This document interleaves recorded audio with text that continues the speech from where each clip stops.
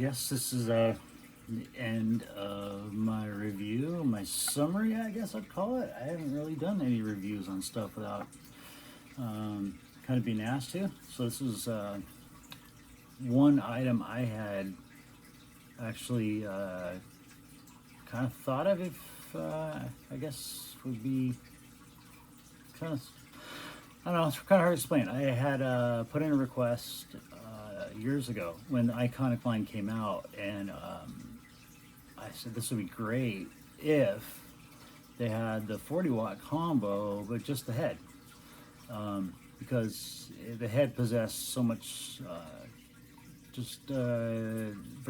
versatility. For one, 40 watts is more than enough, right?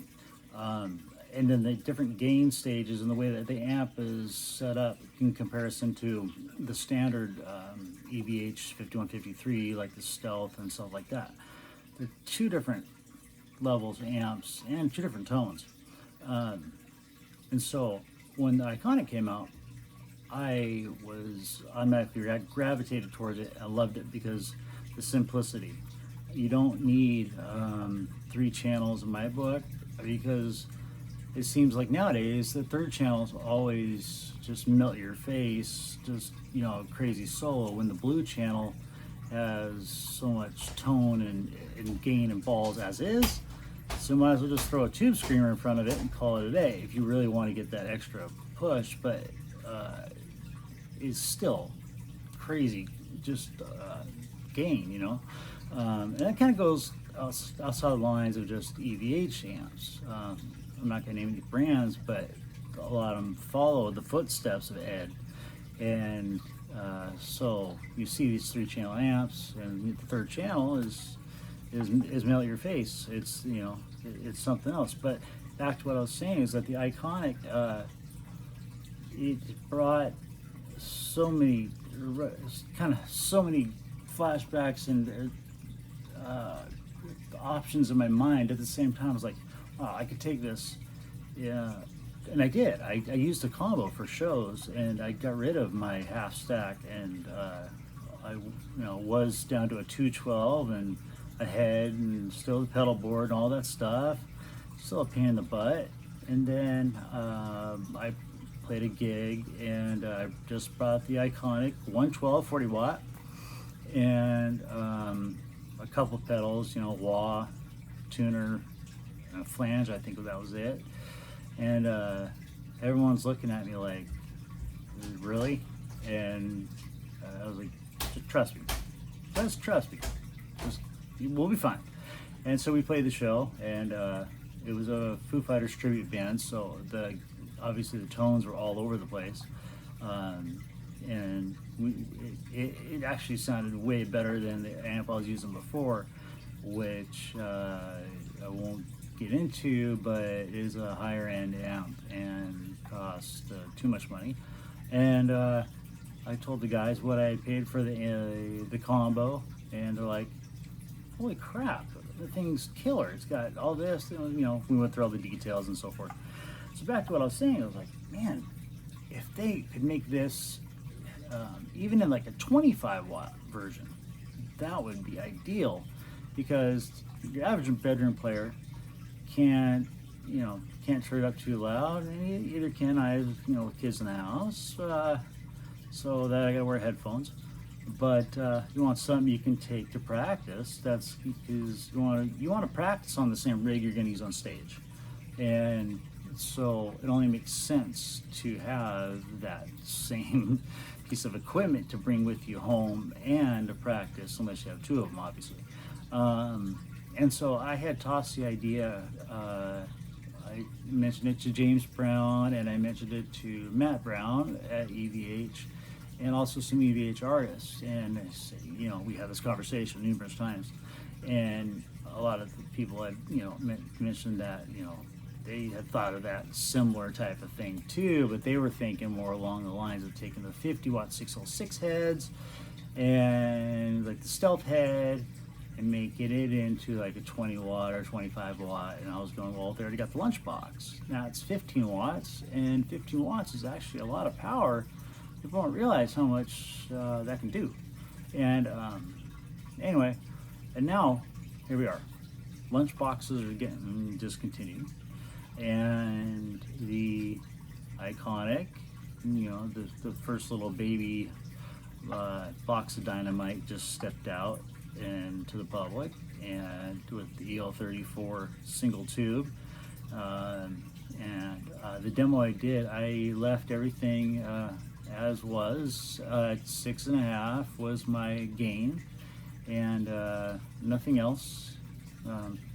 Did have a delay blended in at 10%, and the reverb set at 2. I don't like a lot of modulation or anything that affects the tone. I'm more one to plug into the amp, plug into the guitar, and that should be your sound. And so I just did the demo going, you know what, I'm gonna do what I do every day. I go home and I kind of noodle around, and then I may play some cover riffs, then some stuff that I've written, parts and pieces. So it's kind of this, you know, montage of just noodling around of covers and scales and originals and this and that, you know, everything your fingers have been through your whole career, I guess. And so that's what that video was.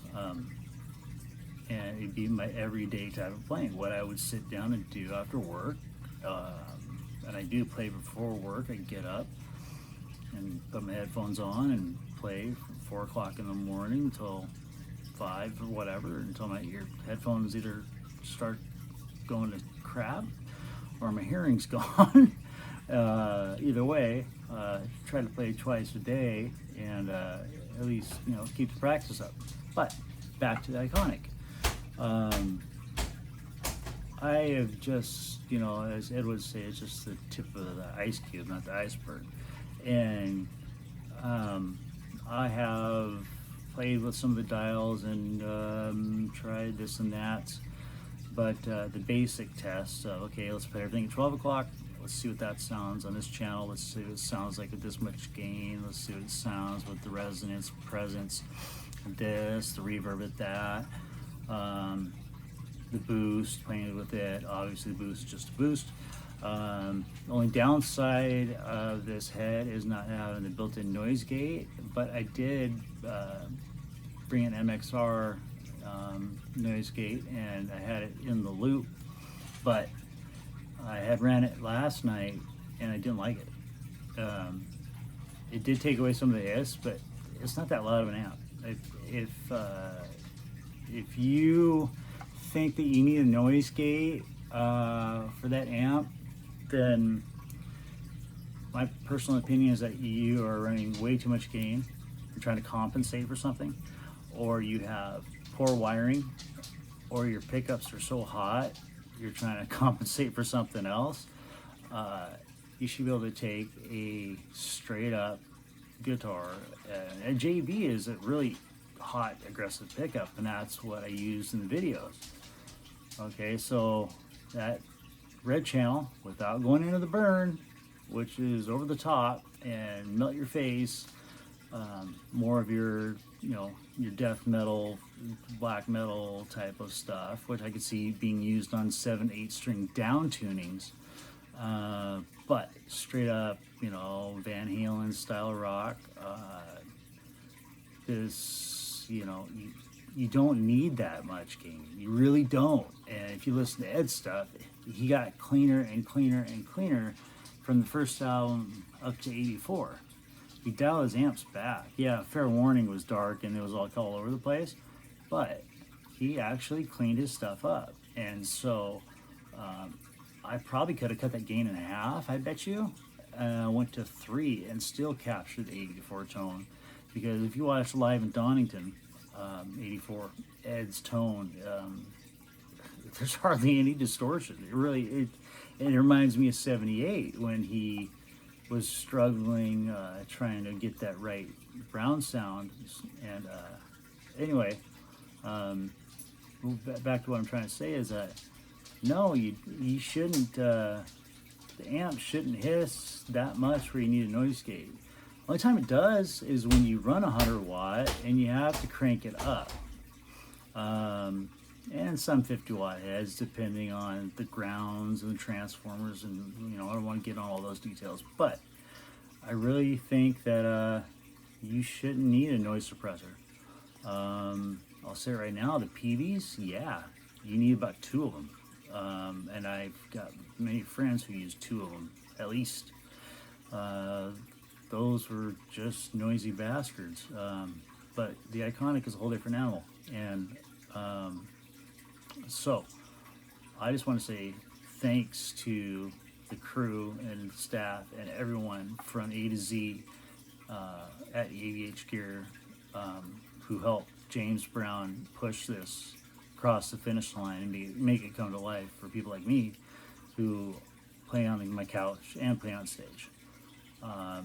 And right, this is a great tool for also recording. It has all the outputs and so forth. And the price point, $659 or whatever it's going for. Yeah, 15 watts does not sound like a lot, but you put that next to a solid state amp, it'll blow it out the door. Easy. It is what it is. It's natural, pure tone, and you can shape it to whatever liking you need. You're a Telecaster player, and you want to play Jason Aldean type of stuff, where it's rock country. That'll do it. If you want to play Metallica, that'll easily do it. You want to play Pantera? Piece of cake. I could go down the list. That amp it's beyond the limits. This thing needs, honestly, they should have put a couple exhaust pipes on it, because that thing's so hot. It's insane. And again, I can't thank them enough for finally having something like this. It brings so much versatility to the market for all players. Now they know the guy flipping burgers or who mowing lawns or washing cars, who hasn't made it out of high school yet. He knows what to save up for or what he can afford. Or the young couple who can barely make ends meet but can still afford a few bucks. He knows, that's going to be his next amp. And other people like myself and others who can afford to buy one of those, or 2 hopefully, are thankful that it's at that price point. And I'm sure things will go up like they do with escalation and everything else has gone up, but it is it's one of the best things to come out in a long time. It really is. And I can't say enough about it, aside from, I'd be curious to see what a 25 watt or 40 watt would sound like. But then again, this volume set at 2, and I'm set at quarter wattage, and it's like shaking. I'm running one EVH 12 cab, and it's shaking the couch. And I'm just going, dude, wait till everyone's out of the house and actually turn this thing up. It's going to be insane. Which is great. And yeah, at that point, I'm going to test the noise suppressor and see if it's really needed at that point. I highly doubt it. But, that's a whole different rabbit hole of conversation, depending on, who you are and what you play and so forth. But this amp is for everyone. And I think, and I say everyone, I think that younger guitar players who don't have amp knowledge and who are still learning how to play should buy this, because tube tone is night and day difference from your positive grid, your line 6, your helix, your Kemper, all that stuff. All that stuff is close. It's great in certain situations, but it's not tube tone. And tube tone is the clarity and articulation represents exactly what your fingers are doing, either good or bad. And that's why I went ahead and played what I played, because I'm not perfect, and doing what I'm doing, I'm just screwing around, and ad-libbing, so obviously there's going to be flipping, flopping fails all over the place and weird sounds. I don't care. But the kids out there, you know, if their dad or their parents or whoever can afford to give them that amp, get it, because this is going to help them.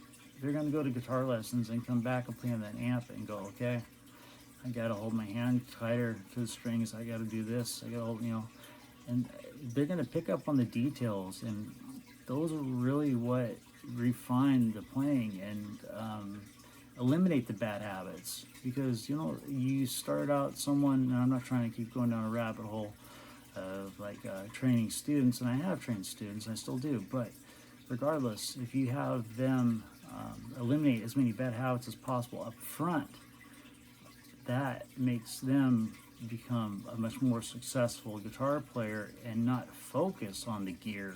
They focus on their fingers and obviously their mind and music. And then the amp and the sound comes second. But this is another key to unlocking their success. Obviously a decent guitar that's set up right, that's, you know, got decent quality, is always key. As long as it stays in tune and it's the string gauge is good for the fingers, great. But this Iconic is, I think, just the beginning of what EVH Gear has in store, and I've worked with them on and off through the years when Ed was around, and learned some things that he's got up his sleeve, and he doesn't always, no, he never really said, but he would hint, and then sure enough something would come out 5 years later, and then you go, oh, okay, I got you. But now that this is out, I'm not trying to make this into a 20-minute blab, but everything I've been hoping and wanting to say this. I was hoping this amp would be what it is, and what I had hoped when I'd asked, requested, you guys got to build this, and it's got to have this, da, da, da, da, da, da, da. Not for me personally, but as a tool for everyone.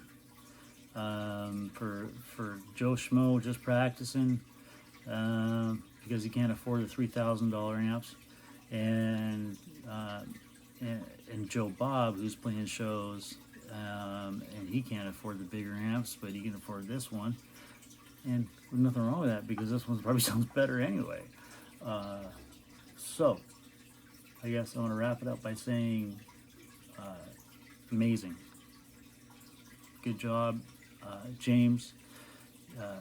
Obviously another one knocked out of the park, but this is you sail this ball away. It's on fire and gone. It is knocked out,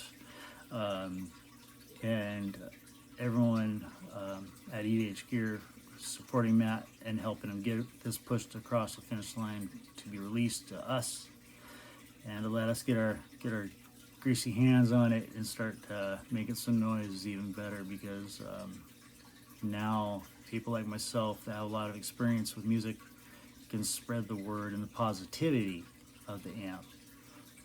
Not every amp's going to have what you want, but this has more positive features than a lot of amps out there. And I tell you what, show me one for $650 that's going to do all the stuff this one does and sounds as good. Ain't gonna happen. Kemper can't come. None of the modeling guys can even come close. Yeah, great for flying rigs and so forth, but guys, buy a fucking tube amp, plug it in, skip over the pedals, do what Ed did, play it raw, crank it up, feel it, and just have fun. That's it. That's all it's for. We all started this because it's fun. We keep doing it because it's fun. So hopefully this amp gets in the hands of a lot of the younger generation, so they can have fun and, you know, carry the torch for us, and you know, show us some things like Wolfgang Van Halen is doing right now. He's doing things on guitar that I didn't think. Well, I don't even know if his dad could do it. But aside from that, yeah, there's great things ahead. And so this is just one of the positive tools out there. And you know, things take a while, but I think this is going to be a huge positive change slash tool for everyone out there. And I would love to see a 606 or a version that comes out that's compatible with EL34s and 606 or 6V6s. Of course, that's just the gearhead talking. We never stop wanting. Anyway, enough blabbing. But I just had to, you know, tell you guys where my headspace was, where I am now. You know, it's been like what, 3 years, I guess, and I still love that 40-watt combo, and it pushes all the other ones to the back burner. And I spent some serious money on some amps, and that amp, I think I spent $700, and it still kicks ass. And now I got an amp head that is basically its little brother, but this thing's a box of dynamite. It's loud, it's proud, it's badass. So do yourself a favor, go get one or two. Keep one at home, keep one in your practice space, your rehearsal space. Your band will thank you, and throw away your Kemper. I'll thank you. All right. Thanks for watching this video. I know it's a lot of blabbing, but I only do this because I put my effort and time out to say what I say, because I mean it all. And very little do you catch me being serious, but it's only usually in music. So anyway, I hope you guys get the chance to go try out the Iconic at least, even if you're not going to purchase one. I know some of my friends out there have some great amps, and they're stuck with those, or they like them. You know what I mean? They're not going to do it. They're not going to trade them in. But you guys got to go try it. At least you got to go give it a test drive, and you're gonna say John's right. And then you're gonna have to buy one. All right, John Storms with Storms Guitars out of Seattle, saying thank you to EVH Gear, saying thank you to Matt Bruck, Wolfgang Van Halen, Matt Brown, and James Brown, and the rest of the crew. You guys kick ass. Thank you.